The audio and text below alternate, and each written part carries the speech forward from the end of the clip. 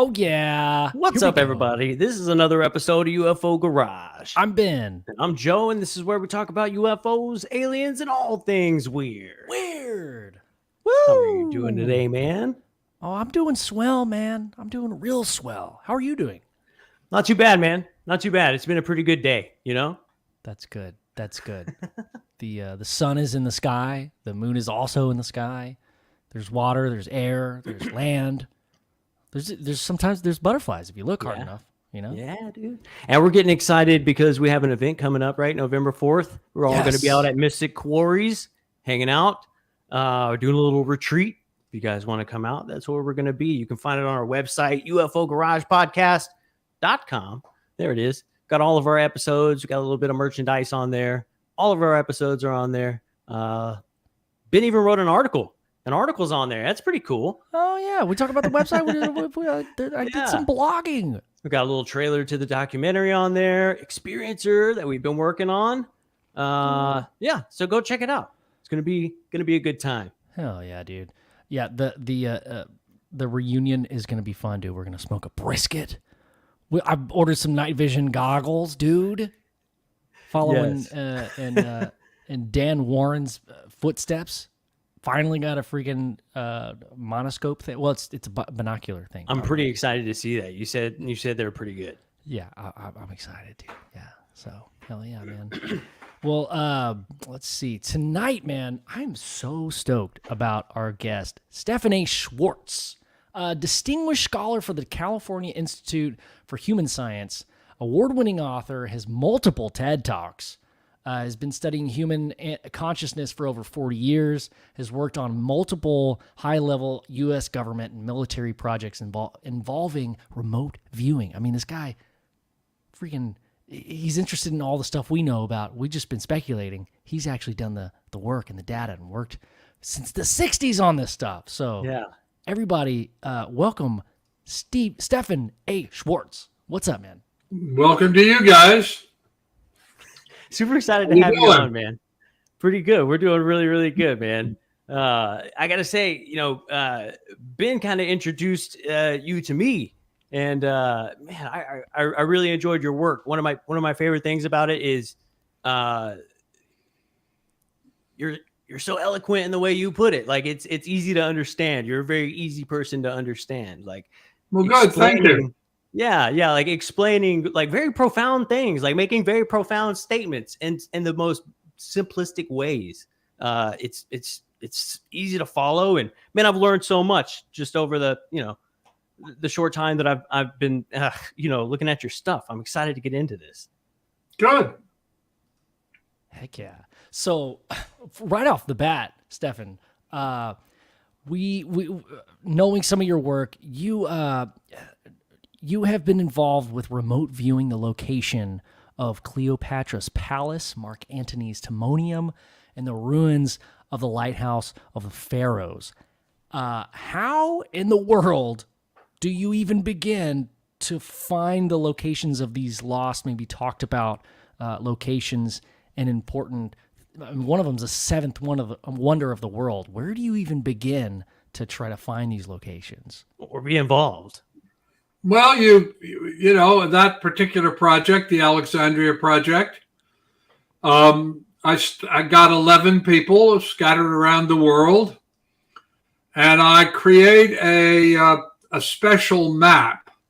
I take a regular map that I get from, a military group or, it's a regular map. I take all of the names off. I take all of the colors off. I turn it into a kind of blueprint. In fact, that's how I do it. I take everything off so that you don't know, nothing cues you, so that there's nothing that intellectually, if you read something, you'd say, oh, well, it would be most likely to be there. So we take all of that off. We turn it literally into a blueprint. So it's a kind of bluish and gray color. So we know from research that people tend to be drawn to particular colors that they like. So we eliminate all of that cueing. They get drawn to particular names or something. Maybe they have an association they read somewhere, and we eliminate that. And then I sent those maps out to the people with a series of questions, each question in a separate sealed envelope. And they're numbered. And I ask them to open the envelopes in number, in sequence, and answer the question. And the questions start out, for instance, Cleopatra had a palace. Do you see this palace within the limits of this map? And if your answer is yes, could you please mark that for me and make as small a circle as possible? And so they do that. And Mark Antony had a palace. Could you mark his? That's the same sequence over and over. And I get a map. I start with a map that's as detailed as I can get. But even so, often the scale of the map is such that we have to do a second probe using an even more detailed map, because what we're looking for is where there is a consensus of locations, a consensus zone. So it's not where any particular person does make the location, but where several of them do. That's a consensus zone. And then we ask them, well, describe, if we go there, what are we going to find? And they describe in detail what they think we will find. And it gets extremely detailed.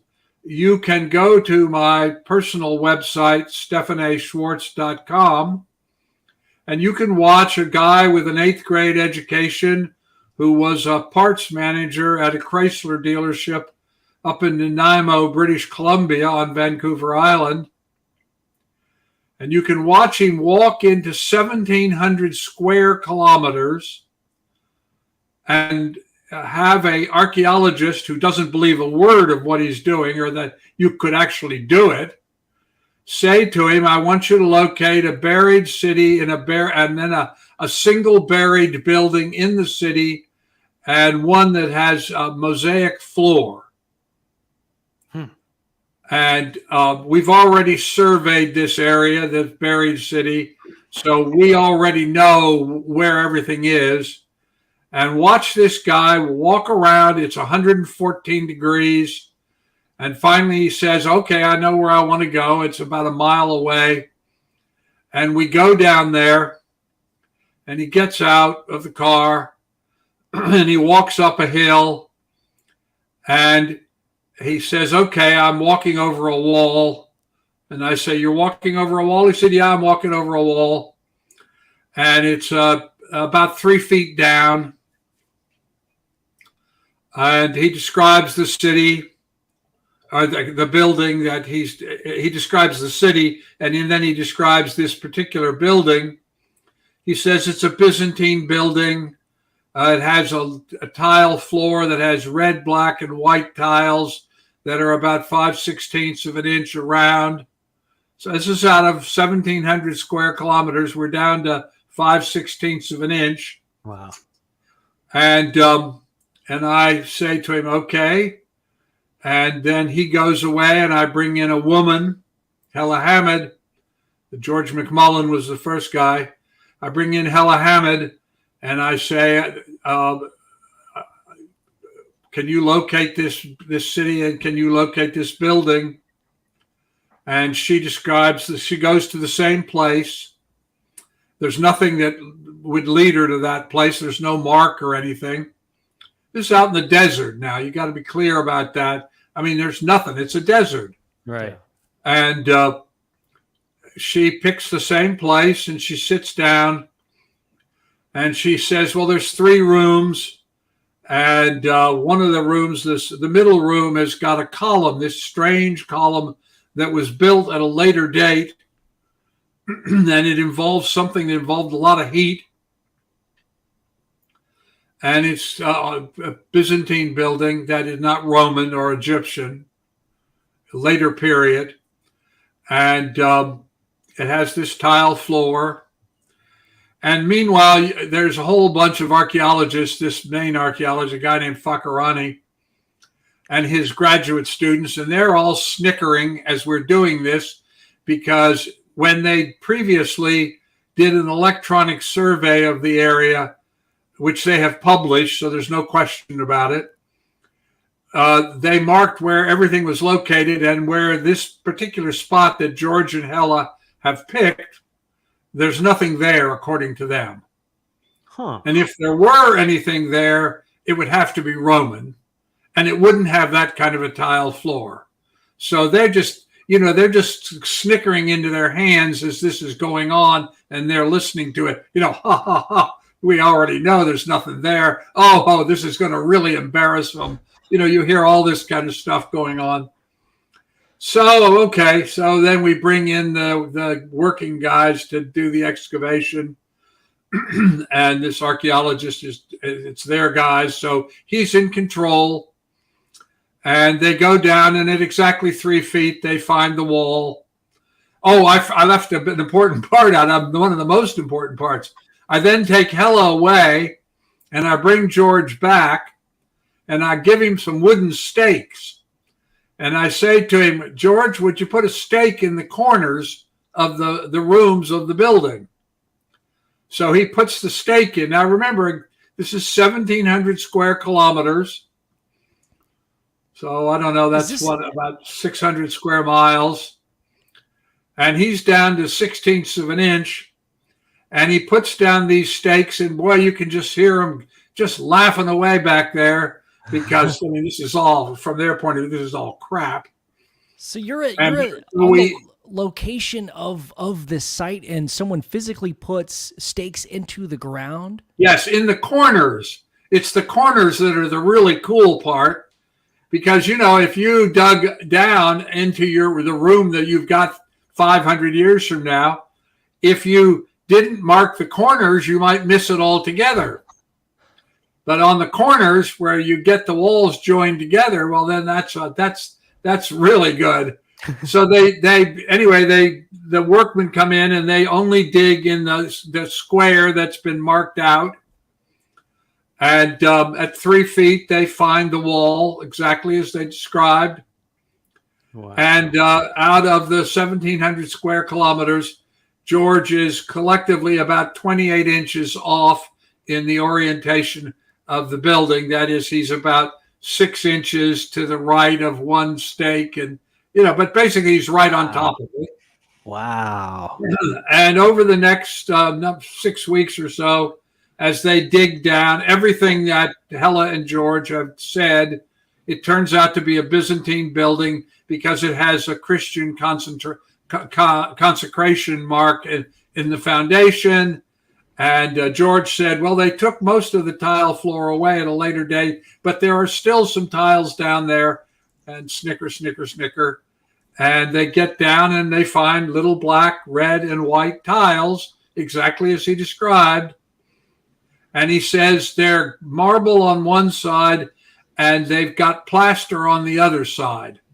And sure enough, when we dig them up, there's the plaster from the subfloor, and then the little red, black, and white tiles, and the consecration mark. So we know that it's exactly that it's Christian.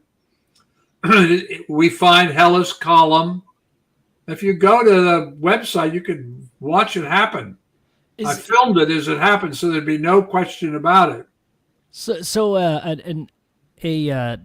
Roman mosaic floor was unearthed in London. Am I pulling up the wrong thing here, or would this be on your website maybe? Yeah, go to his website, and he filmed it. Oh, while they were doing it. Okay, all right, let me find it. Yeah, so I filmed it as it happened, so there'd be no question. It was witnessed by all these archaeologists, who, of course, are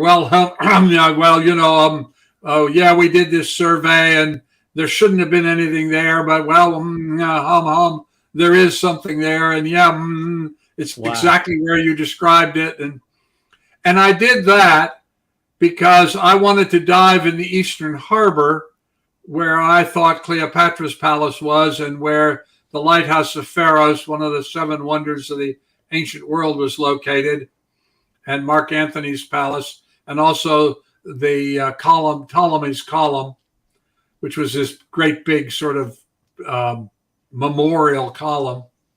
Anyway, and nobody had ever been allowed to dive in the Eastern Harbor. And I had Harold Edgerton, who invented side-scan sonar, who was chairman of radiophysics at MIT. I asked him to come out and do an electronic survey using side-scan sonar to see if he could find these locations, which he could not. And so I knew exactly where I wanted to go. This is not a searching technique. This is a finding technique.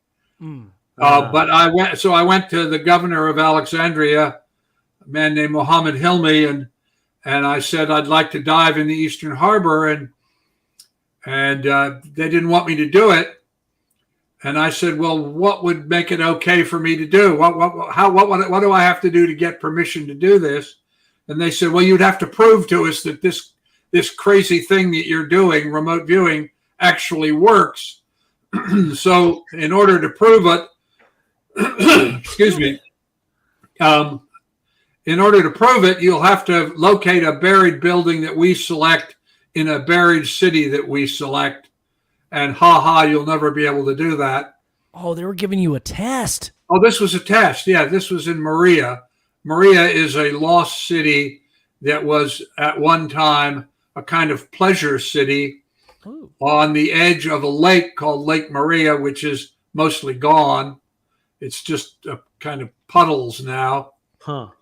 And they had been trying to find this location of this city and map it out, and whether there were Byzantine structures or Roman or Egyptian, and they didn't think there were any Byzantine structures. Anyway, so we passed the test, and then the governor, who was a very decent guy, said to the University of Alexandria archaeologists, well, he passed the test, so we have to give him permission to do it. And they hem, haw. And we then subsequently found Cleopatra's palace and Mark Antony's palace exactly.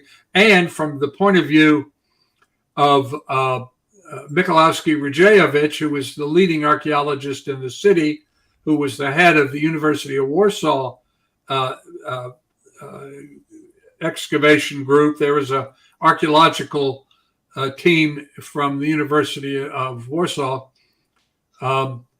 We located that the seawall from the ancient period was about 30 feet further out than anybody thought. Oh, wow. And so the whole city had to calculate the entire layout of the ancient city, because they didn't realize that the seawall was 30 feet further out than it was today, because the sea floor had sunk also about 15, 20 feet, just because subsidence of the tectonic plates. And so as a result of this, they had to recalibrate everything they knew about the city. And we were able to locate all of the palaces and the lighthouse. And we filmed all of that. You can see it again. You just go to my website. So everything we found that we tried to locate. I love that. So were these like university or like private like research things that you were doing? Were they like, what were they? I ran a research laboratory called Mobius, and we did research on consciousness, and particularly I'm one of the people that created remote viewing, and I particularly focused on archaeological sites because they permit complete triple blind conditions, so it's very rigorous. Everybody knows that the thing existed, but everybody also agrees they don't know where it is. So If you can locate it, then you have solved a triple blind problem. Because at the time that you locate it, no one in the world knows that it's there, even though they know that it may exist. Or sometimes they don't even know that it exists, and then you locate it. So I was doing using remote viewing in archaeology because it allowed those rigorous conditions of triple blind. And so there were 5 universities that were involved with this project eventually. Peter Fraser was the leading historian in the world on the history of archaeology, history of Alexandria, was a consultant, and Rajevich from Warsaw, the archaeologist from the University of Alexandria, Edgerton from MIT. So yeah, these are big projects. They took almost 2 years. Yeah, so what's the red tape like on this? Like, to get into some of these places, you hear that they're not very happy about people poking around all the time. What is that? What is that like? Is it a struggle? Oh, it's very complicated. Oh yeah, it was very complicated. I had to go to the president of Egypt's office, and he sent me. I met with his chief of staff, and then they sent me to the Department of Archaeology in Cairo, and I talked to the director of archaeological research in Egypt. And then I had to go down and talk to Mohammed Hilmi, who was the governor of Alexandria. Yeah, it's a big negotiation. You have to get permission to do everything. So you have to talk to all these people, and every time you have to get all the licenses. And and every time you have to tell them, we're going to remote view. How does that go over? Are they normally like, they don't believe it? They're just like, wait, what? You're going to do what? Or do they have maybe like an understanding? You say to people, they say, well, why do you think that whatever it is you're looking for, why do you think it's there? And I say, well, because I did remote viewing, and here are the maps that I produced where people have marked on the map, and this is where I want to go, and this is what I think they're going to find. And you did it how? You asked people that didn't even go there, who were scattered all over the world, and you sent them maps that are made to look like blueprints, and you ask them these questions, and they don't have any training, and they've never been here, and they don't know anything about whatever the site is, and somehow they tell you these things, and how could they possibly be right? How could they know? That's the response. But then you show them your track record and what you've done. Well, yeah, that helps. And then they're like, oh, okay, well, you might be onto something. I just can't imagine like what that conversation is like just first impressions. It's just exactly like you think it would be. Yeah. Have you ever because I know holidays, you ever bring up consciousness around your family, and they're like, wait, what? And then all of a sudden you got to go to the president of Egypt and be like, okay, so hear me out, right? All right, hear me out. You guys used to. It's exactly. I mean, you find really good guys like Hilmi, the governor. He was a very straight guy, and once we passed the test, he said, "Okay," to the University of Alexandria, the archaeologist, "You set up the test. If they pass the test, I'm going to give them permission." And we passed the test, and he gave us permission. He was a very clean guy to work with. I mean, you're dealing with the government, you're dealing with all the forms, they check you out, blah, blah, blah. Just what you expect. Yeah. Yeah. Do they make you go through that randomly selected test line, an international flights where it just so happens you pass through a little kiosk and the light turns on? Was that a part of your? No. There's no kiosk and the light turns on. Okay. Because it happens to me every time. Every time we fly somewhere, I have to stop. And then you can't sit down very well on the plane the whole ride. But yes, it's an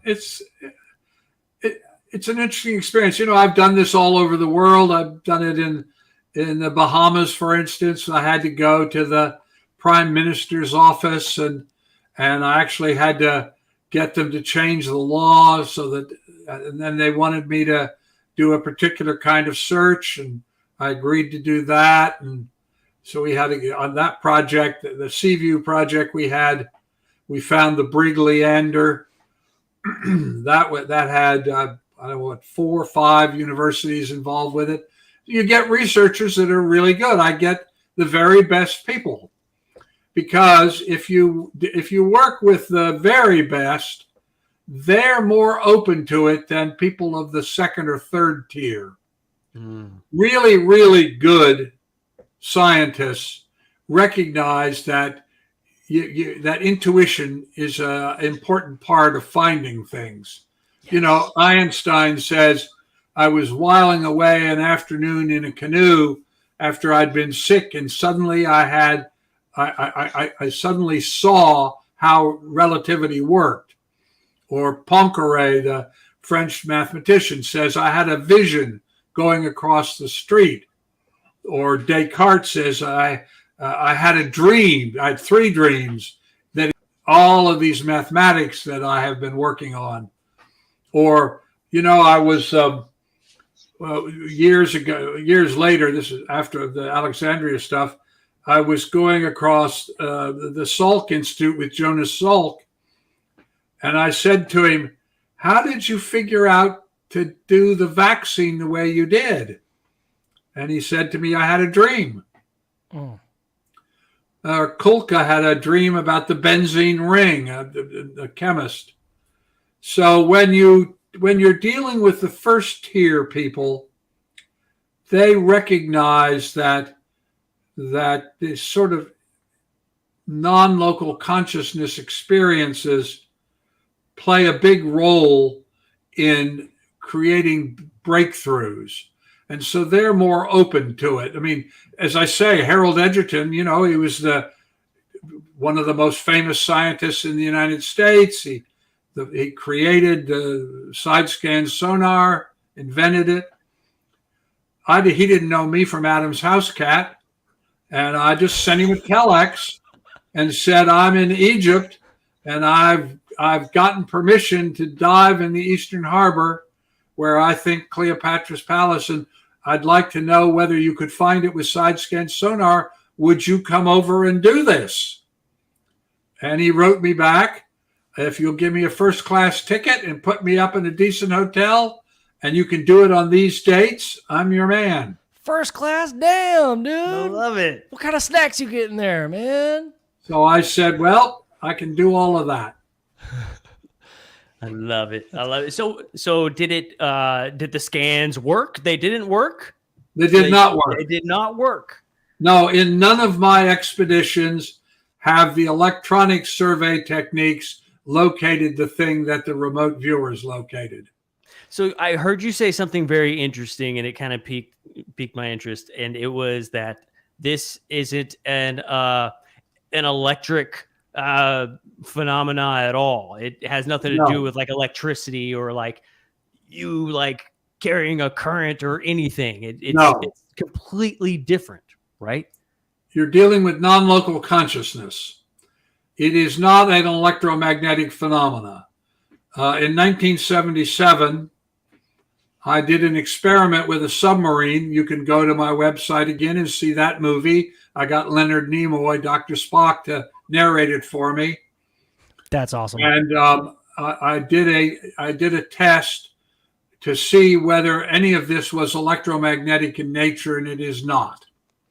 Did that had to do with extremely low frequencies, right? Like there was right. That was the theory. The theory was it was an ELF phenomena, 300 to 300 hertz. And the only way you could shield for that would be go down in a submarine at depth.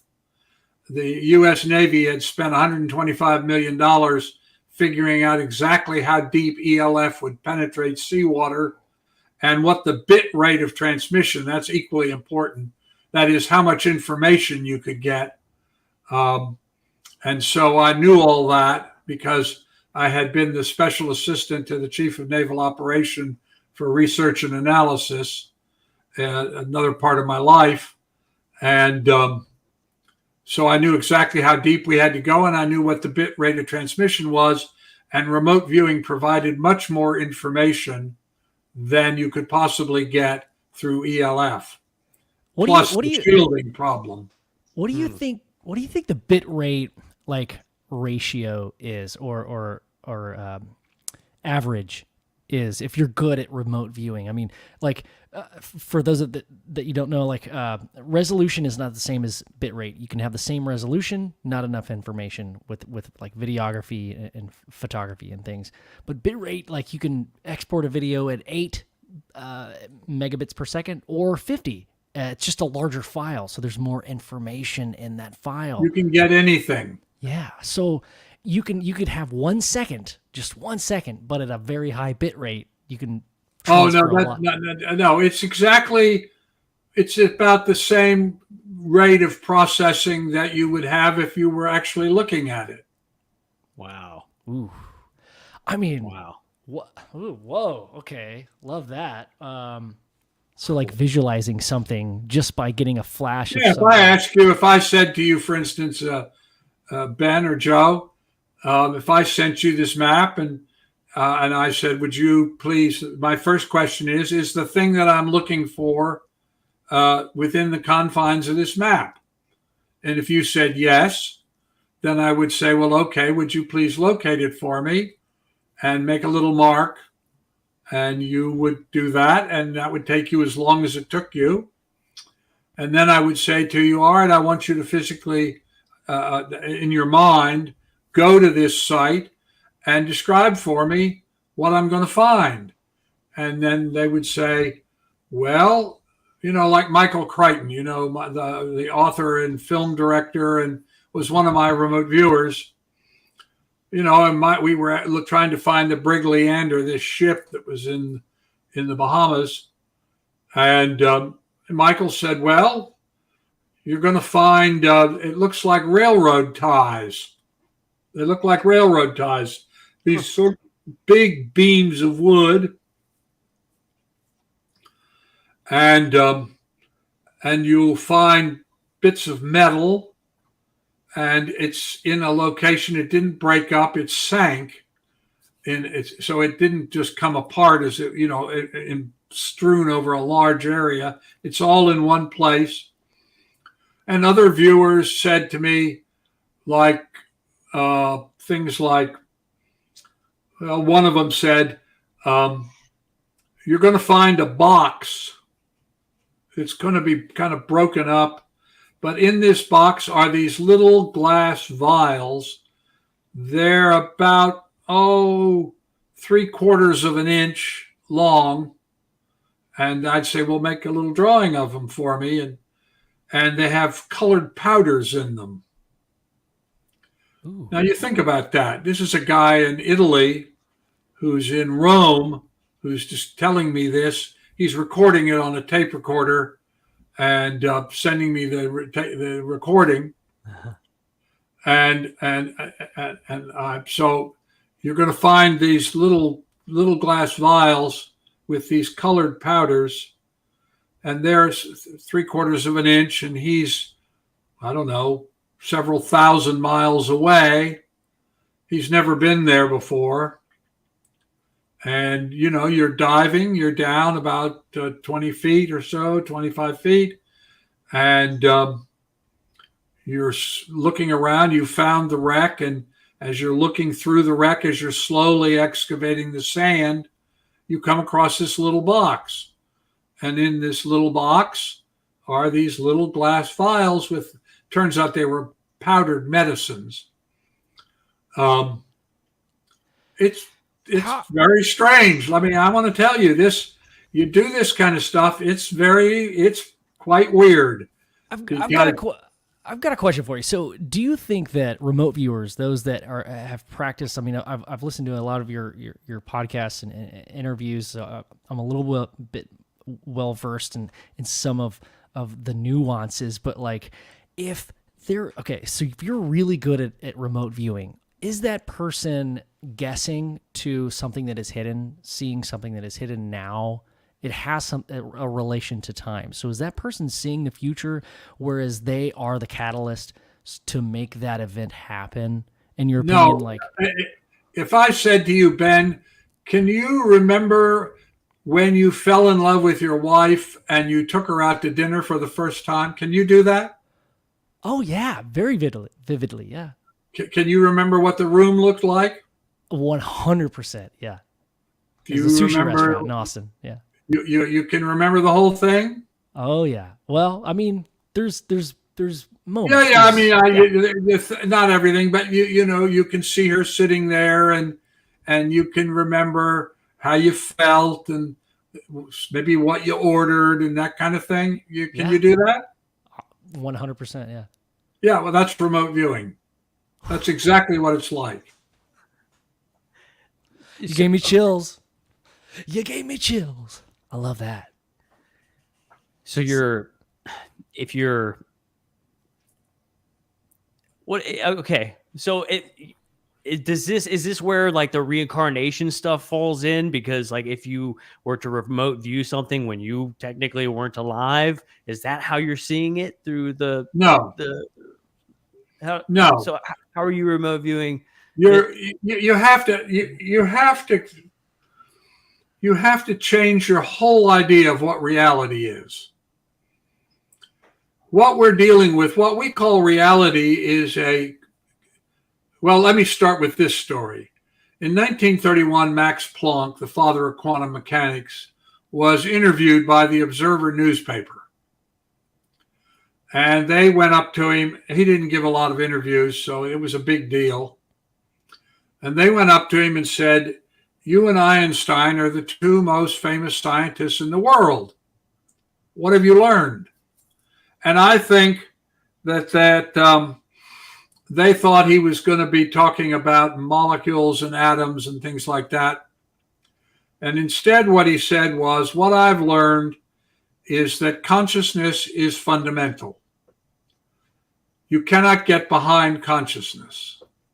Space-time, physical reality, arises from consciousness, not consciousness from space-time. That is, consciousness is not physiologically based in your brain. I mean, the brain plays a role in it, but there's an aspect of consciousness that is non-local. Right. And so when you are doing remote viewing, what you are doing is it's kind of like doing a Google search. Mm-hmm. You hold the intention to discover a particular whatever it is. That's like your search terms for Google. And you do this Google and you go out into the great database of the universe, the information, and you find the information that you're specifically looking for. So the key to the whole business is the ability to attain and sustain intention focused awareness. People have been remote viewing for thousands of years.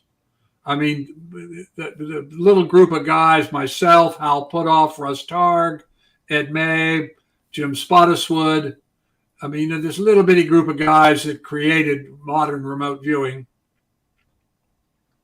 each making his own contribution. I started in 1968.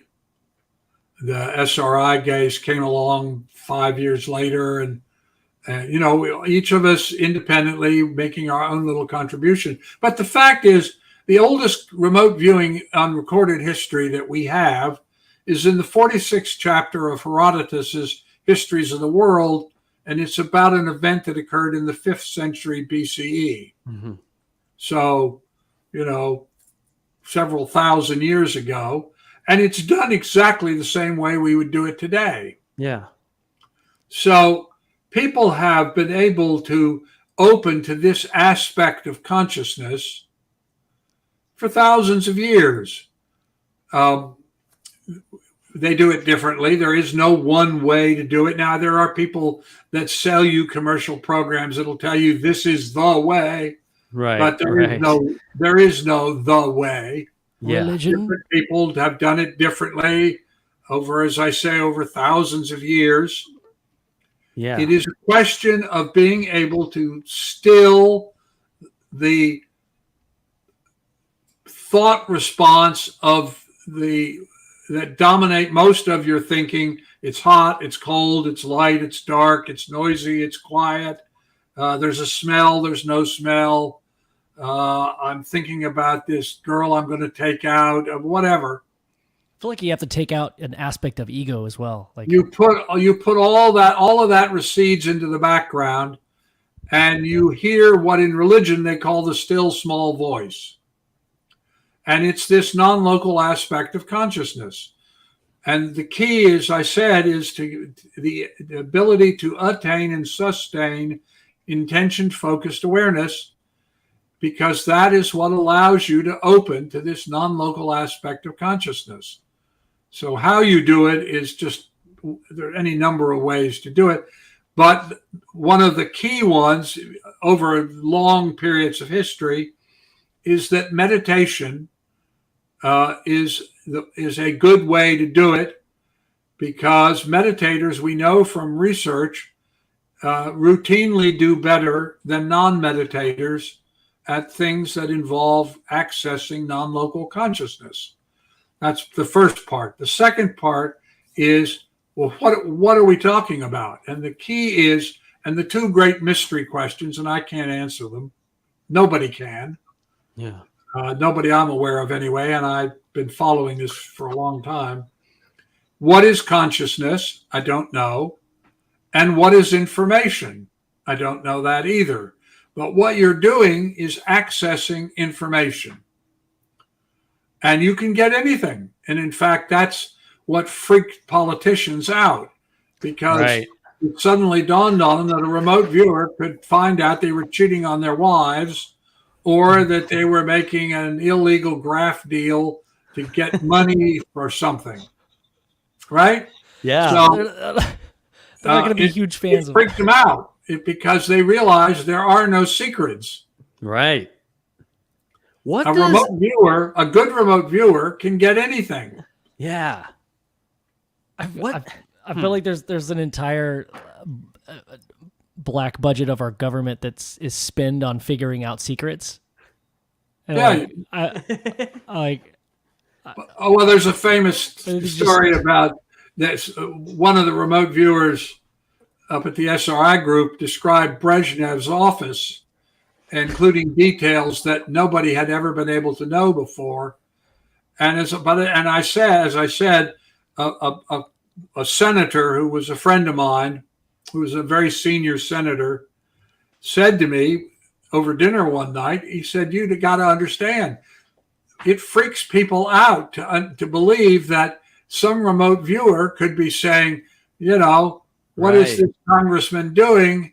He's stooping this woman who's not his wife, and or he's making some kind of deal that he doesn't want anybody to know about, or whatever," and it makes him crazy. I can see why that would become an issue. Yeah, absolutely. Like I have the scent of a certain perfume, and like that's not my wife's perfume. Ben had come across this book recently, and it was pretty interesting. And I was wondering, what does, even though consciousness isn't directly related to the brain or anything, I would assume that the brain still maybe functions differently. Do we know what the brain looks like while we're remote viewing? Are there certain aspects of it? We're just beginning to get a look at that. We're just beginning to get a sense of what part of the brain lights up when you're doing something like this. We're not altogether certain.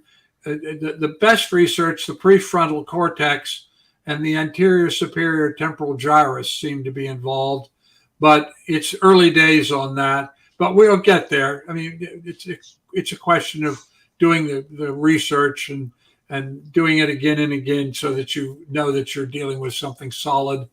But and the brain clearly is involved in this. But what this research also tells you, and then you look at the reincarnation research, the near-death research. Something like 13, 14 million people in the United States alone have had near-death experiences. And what you begin to understand is the key is continuity of consciousness. That is, your consciousness existed prior to your incarnating, and it will continue after you are physically gone. Not you, the personality, but this eternal part, what the religion calls the soul. There is this eternal part of you, and it is all part of a matrix of consciousness. We're now beginning to learn from research that animals, plants, insects, they all have consciousness, and that we live in a matrix of consciousness. And you know, it completely changes the way you look at the world, because then you understand why so many religions emphasize so strongly this business of fostering well-being for everyone at every level. Because if you're doing something that is degrading well-being, because the matrix of consciousness, all life is interconnected and interdependent, then you are degrading your own well-being. And you can see with climate change exactly how that plays out. I mean, we're experiencing climate change because of the technologies that we developed and used without considering what is their impact on the earth. I mean, this is not complicated. Stefan, once you get this, then you begin to see that fostering well-being at every level becomes critical, and you develop different technologies and you make very different choices. You know, we live in a culture in which there's only one social priority, and that's profit. Right. Everything in our culture is driven by profit. We have an illness profit system.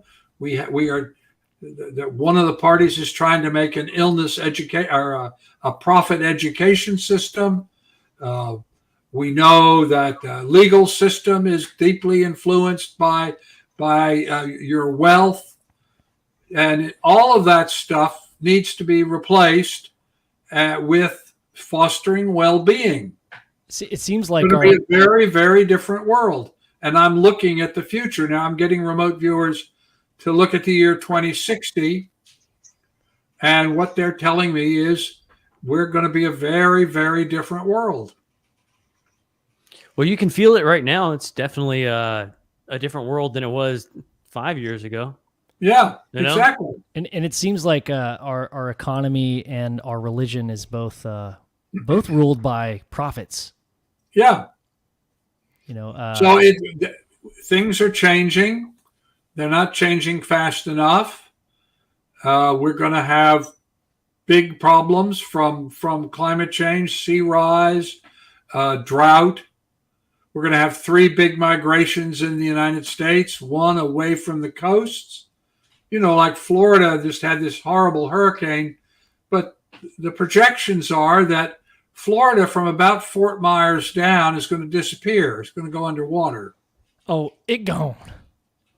And much of the coastline, California, the East Coast, is going to go underwater. So there's going to be huge migrations of people that move away. There's going to be a multi-trillion-dollar real estate collapse that's going to occur. We're going to have a whole set of new technologies that are going to develop. We're going to see the end of the internal combustion machine, combustion engine. That's exciting. We're going to see a complete change in how agriculture works, so that industrial chemical monoculture agriculture is going to end. People are going to move into very different kinds of communities. The remote viewers are telling me that between 2040 and 2045, that's going to be the big cataclysmic change moment. Those 5 years are going to be truly transitional. It's probably going to be as a result of the end of internal combustion. It's going to be a result of climate change, the migration away from the coasts, the migration out of the Southwest because of lack of water and increased temperature, out of the central states because of cataclysmic weather events like tornadoes. So people are going to relocate in massive numbers, millions of people. You can just think about what does that mean? You know, I spoke at a medical conference, and they asked me to talk about this, and I said, you live in a small city, for instance, and about 11% of the United States have diabetes. If 50,000 people moved into your city over the course of a few months, and would you have enough insulin to be able to deal with those people? And they said no. There's not enough self-checkout lines in HEB.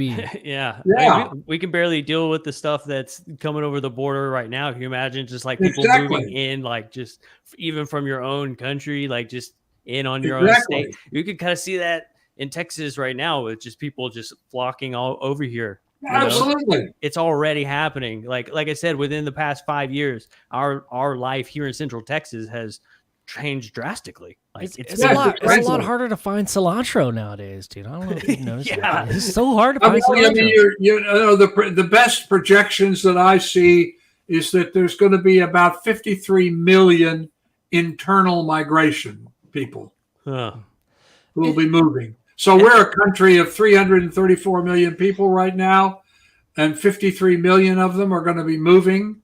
Imagine think about what that means. Where if you look at like Texas, coming across the border, where are those people going to go to the bathroom?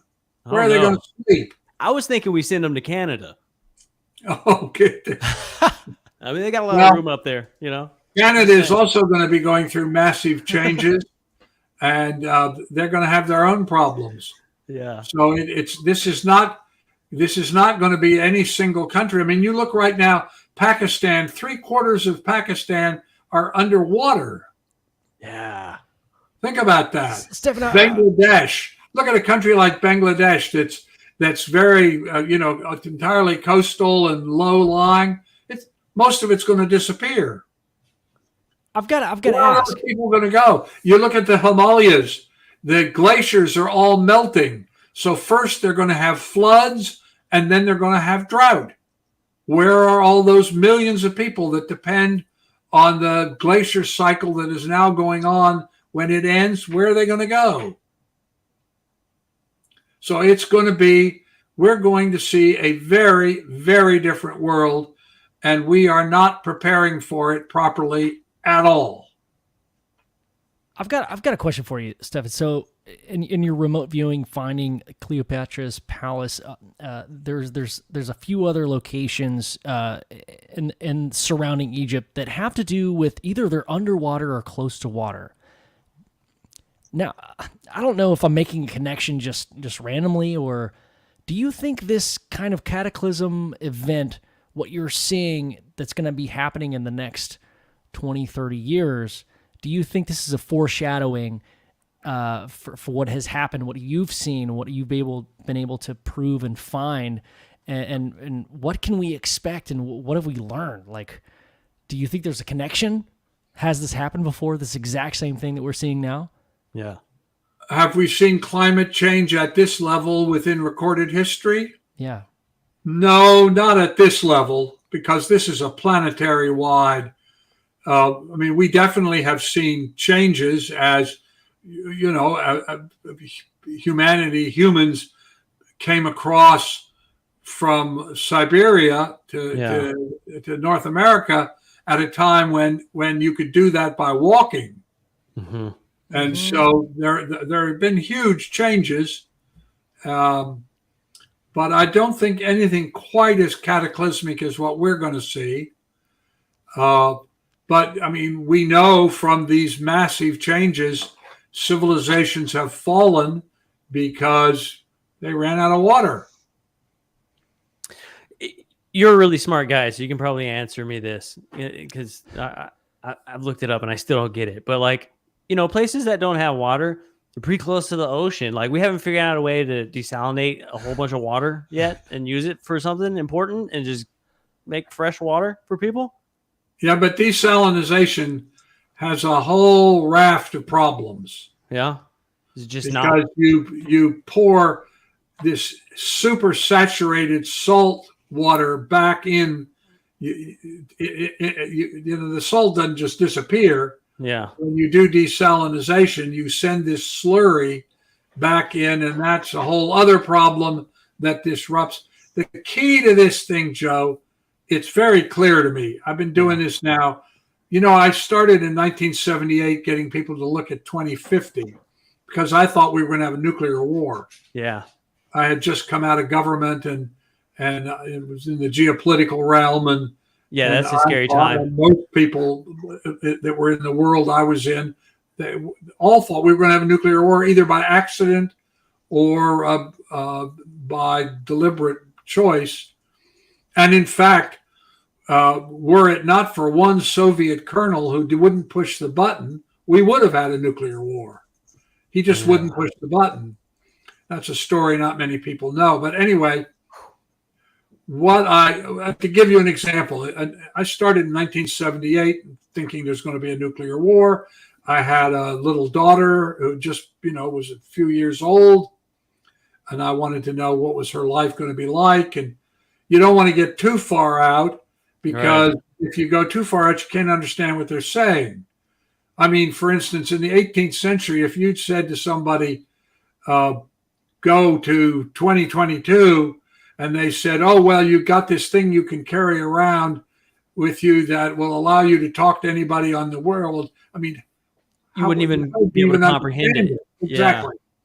So I went to 2050 because I thought if we go too much further out, I wouldn't understand it. That's a big issue. People don't realize that. I never even thought about that.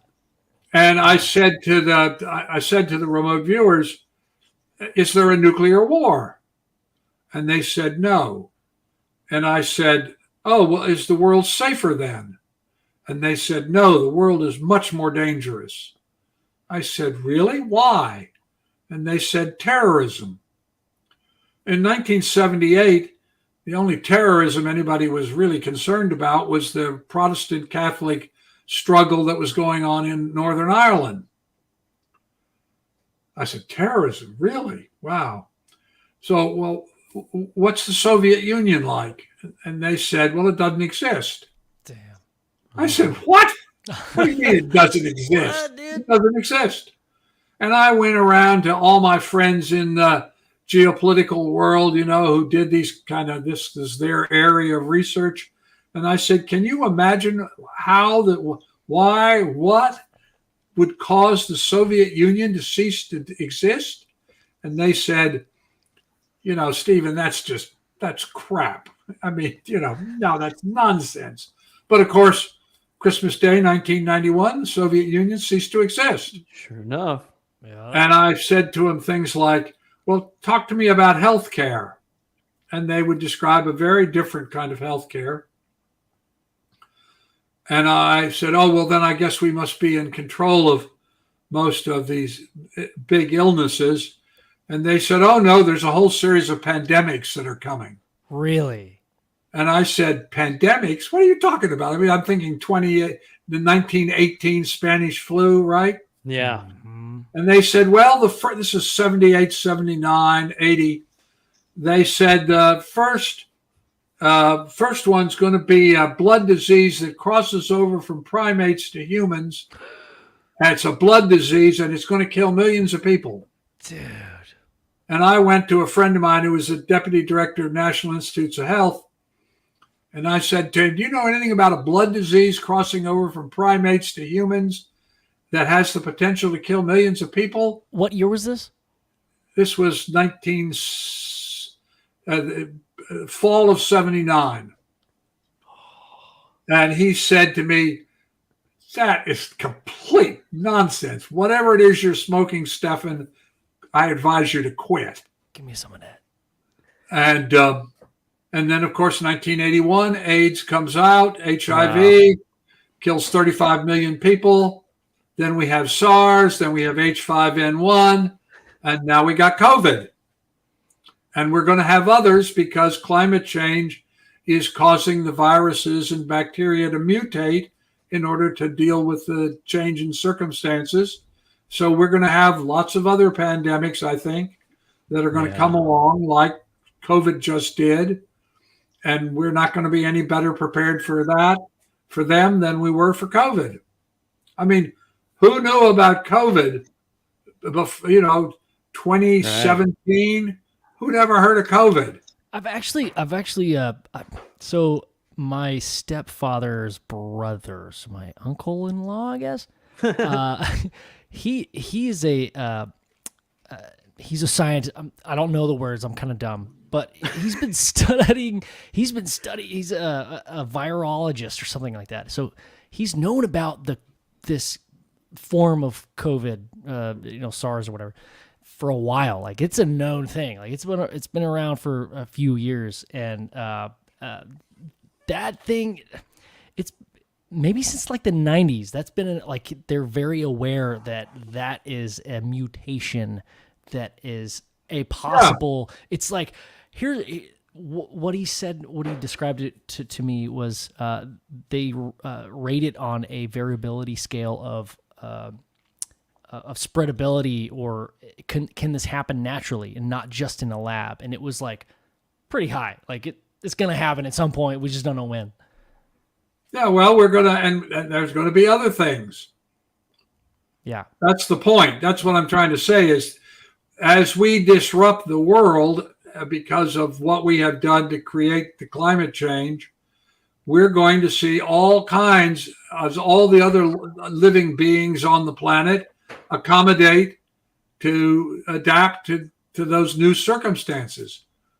And so we're going to have other pandemics. We're already seeing plants, insects, animals who are mutating to accommodate new circumstances. And we're going to see more and more of that as this goes along. And as I said, according to the remote viewers, between 2040 and 2045, it really is dramatic, because the 2060s talk about being on the other side of it.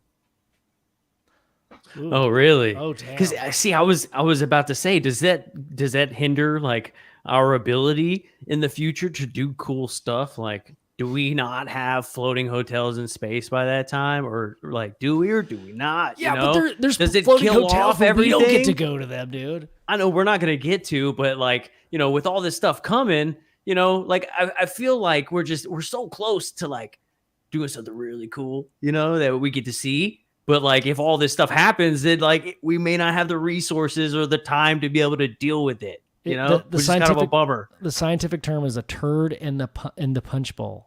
That's the scientific term. That is actually scientific.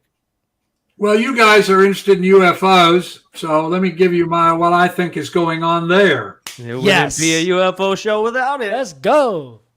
I think what's going on is that we are being watched, because every culture, no matter where on any planet, as it develops, reaches a level of technological sophistication where it has to make a choice. It's either going to continue as we have been doing, which is developing technologies for profit that destroy the environmental infrastructure, or they wake up and realize that you must promote well-being at every level.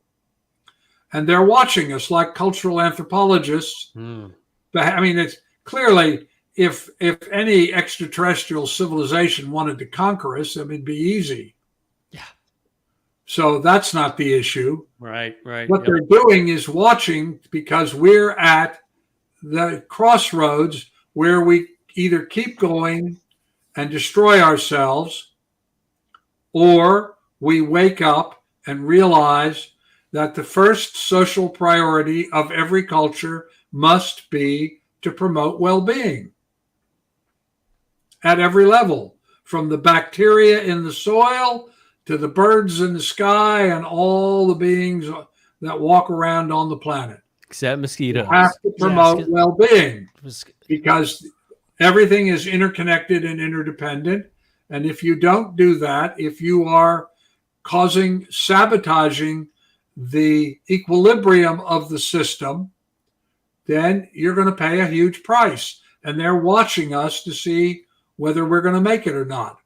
And I would say to you, it's a toss-up. That's fair. I'll take it. I'll take a toss-up. As long as it's not a complete and total loss yet, I'll take a toss-up. You know? Okay. I like to be optimistic about it, you know? But then, man, dude, I don't know. And then sometimes I get on the internet and I'm like, nah, we're done. Well, I will say the 2060s tell me, it's a very, very different world, but they're on the other side of the worst of the cataclysm. So That's good. I'm mildly optimistic. See, I'd rather know the other side of it rather than like, hey, here's the really shitty part, guys. Like, thank you for not sharing that part. If you do know and you're just not sharing it, thank you for not sharing it. Because I feel like you're almost self manifesting it if you're like focusing on the negative. Like if you focus on the positive, which I don't know, man, makes me think of this whole manifestation, Stefan. I've heard you talk about manifestation, and I have kind of a thought, maybe a question to see what you think about this idea. So I wrote some stuff down, so it sounds like I'm reading. I actually am reading. I'm a terrible reader, so I'm probably gonna fuck up. Anyway, so here goes. We can all agree all humans are in varying degrees capable of manifesting non-physical things into physical reality. And the universe will give us what we ask for if our intentions are aligned with the larger path. What do you believe those stipulations are? Like, there's got to be rules. Like, you can't just ask for a banana with wings. Like, it's got to be. I don't know. I understand exactly what you're asking. No, I will give you. In fact, we close out on this.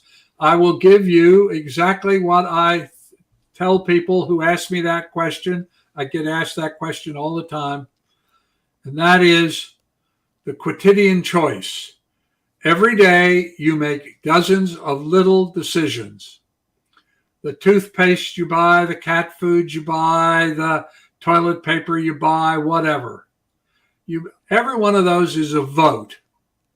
You're either voting for well-being or you're voting for something else. So if you want to become an agent of change, and I wrote this in a book called The 8 Laws of Change, you can go to my website or you can go up on Amazon, you can get the book. Every day you make these dozens of these little choices, you don't even think about them. You know, you buy the toothpaste your mother bought or your college roommate told you to buy or whatever. But you have to become aware of whether the companies that are making the products that you're buying are supporting well-being. And every day you make these choices, these dozens of little bitty quotidian means ordinary, mundane, these little quotidian choices, you always pick of the options that are available for you. Now, you may not have the option that you ideally would want, but of the options available to you, you always pick the one that is the most compassionate, life-affirming, and fostering of well-being. And you tell 10 people that you're doing this as a discipline and invite them to join you and tell 10 of their friends. And if you do this, if the people that are listening to this podcast at this moment will make that commitment, you must take the time to find out the things that you buy. For instance, you want to eliminate all of the toxic chemicals that are in your environment, immediate environment. Stop buying the air fresheners. Buy organic soaps, not soaps that have chemicals. You have to read the labels. You buy, you know, life expectancy in the United States is going down, not up. American men are less fertile than their fathers were. Yeah. Think about that. Yeah. People have all kinds of awful diseases that arise because of the toxins in their environment that they're not even aware of. It's not just things like Roundup that you spray on your lawn that can cause cancer, but there's a whole raft of these things. So you have to wake up. You wake up. You look at your life. You look at your household, the household economy. You start choosing things which are organic, which don't have toxins.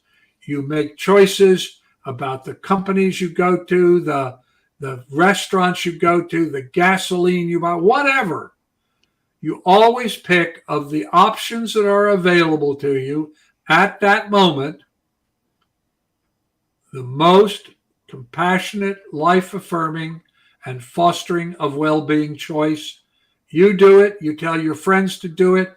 And if you did that, the people that are listening to this podcast today could determine the outcome of the election in November. Well, Stefan, that deserves a standing ovation. That's the best closeout I think we've ever had on the program. I'm going to be honest with you. You won.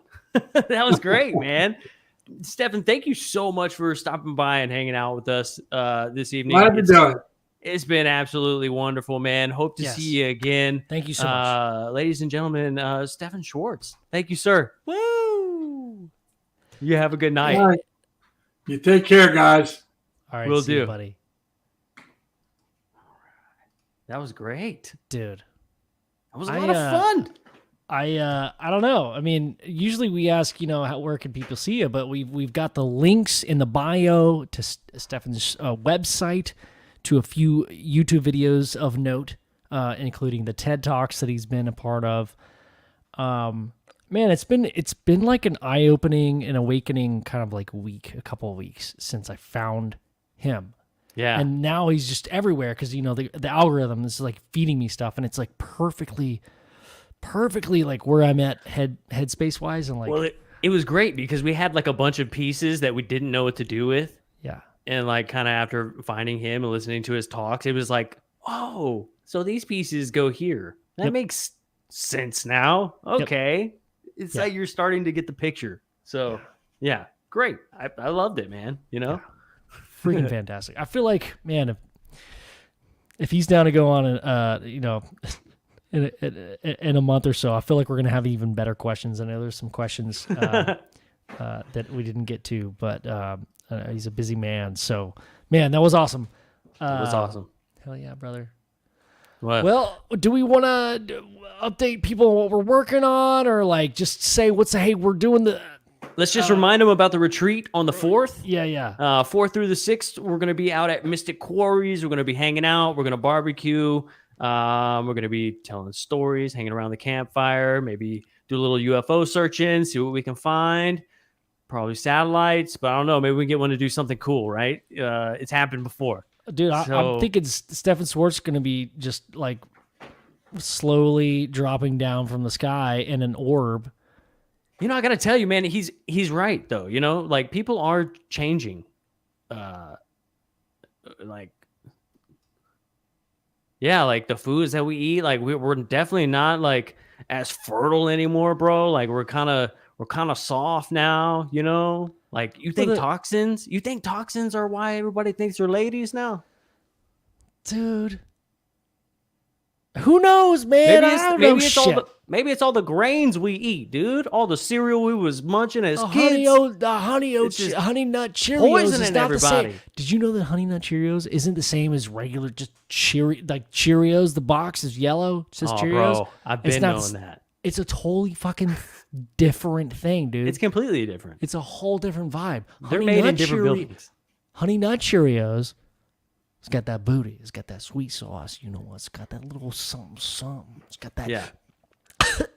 On it. It's the only adult cereal I can really eat. Yeah. Don't have marshmallows in it, but I know it sucks. I look forward to it. But yeah, dude, that was so great. Like I didn't even get to all my questions on my napkin. I know. I didn't. I know. He kind of hit them all. He kind of hit on them all. Like I felt like if I interrupted him, I was just gonna make him say. I was just gonna interrupt it with something not as interesting as what he was already saying. So that's kind of the same thing I was thinking. Is like anytime we talk to somebody like super way smarter than us, like most people are smarter than us, but like this fool way smarter than us. I really wanted to show him Through the Curtain. I have to pee so bad. Anyway, dude, it's cool. I'm gonna go just before we get off. I gotta show everybody that's still on. We still got like 20 people on. Through the Curtain, y'all. On Amazon. It's this book published in 1983. It's like $158 to buy hardback, paperback. You can't. It's like no one's gonna buy that. Like it's almost like a gate. Like they're not making it illegal to own this book, but they're making it really difficult. It's pretty expensive. No one's gonna pay $183 or whatever it is on Amazon. If you can go look it up, just on a book that you don't know what it's gonna be about. But it was published in 1983 by Viola Petit Neal, PhD. She was born 1907, died 1981. Well, I guess the writer died before the book was published because this person was the channel that provided all the content. All the information. Yeah. All the information. Dedicated to the disciples of the spiritual hierarchy and awakening humanity that they may know the source of their inspiration and knowledge. Specifically talks about Through the Curtain. And this is like in the foreword, dude. XVI. What is that? 106. The specific, for those just listening, the highlighted part is, for the first time, Dr. Neal revealed to me her own personal experiences, one of which was that as she was falling asleep, she would see her in her mind's eye in a miniature form, frames like a moving picture of beautiful flowers, places and people in very sharp, bright colors. These had no particular significance in her own personal life. Reference to this ability and its true meaning is discussed in one of the night classes. This book goes on to describe the night classes as a form of meditation, if you will, or entering the etheric realm, or what's it called, Joe? Like when you're like awake while you're sleeping, or lucid dreaming. Lucid dreaming. Thank you. You go into this classroom, basically. Like there's no sign up board. You're a part of this higher knowledge. You can go in and sit on these classes, and these souls or whatever, these entities. I mean, if you watch the Disney movie Soul, there's like this classroom where they teach people shit, and you could just go, and anybody can do it. And this was done in the 60s. And the reason this book wasn't published until the 80s is because these two friends, these female friends, they were doing these studies back in the 60s, but the person doing the channeling was like, hey, don't publish this shit until I'm dead. So yeah, they had to wait. Anyway, one more page. They specifically talk about the ability to read the planetary records, Akashic, has something to do with a certain antenna activated in the caudate nucleus. This is the physical mechanism used by the interplay of the top head center and the Kundalini center, based of the spine or root center, which is the outer focus, and Anja center. This would be the physical mechanism for handling this ability from the etheric to the physical. This physical mechanism is a caudate nucleus. Caudate nucleus, Joe. Where have we heard that, dude? The ventricles of the brain act as a screen, like a screen for a moving picture, Joe. Where have we heard that? There were very fine lines, thousands of them, and caudate nucleus is like a miniature brain for higher stages of development. The centers for higher sense perception were located in different points in this caudate nucleus, and the antenna for these were focused at a point. She's talking about the caudate putamen and the basal ganglia, baby. What have we been talking about for the last 2,000 million billion years? Bajillion, gazillion. Anyway. Yeah, dude. Yeah, check out the book. It's pretty cool. Yeah. It's free on our website if you want to take a look. I don't know if that's legal or not. Please don't tell the law people. I don't know. I got it. It's on the website. Keep peoples out of it. Heck yeah. Peoples. All right, dude. All right, dog. That was This fun. is big and a good one. So good. Time to go memes. Time to go memes, dog. All right, What's man. up? Well, hey, this has been another episode of you. of UFO Garage. Talk to you next time. and goodbye. Okay, bye. UFO Garage.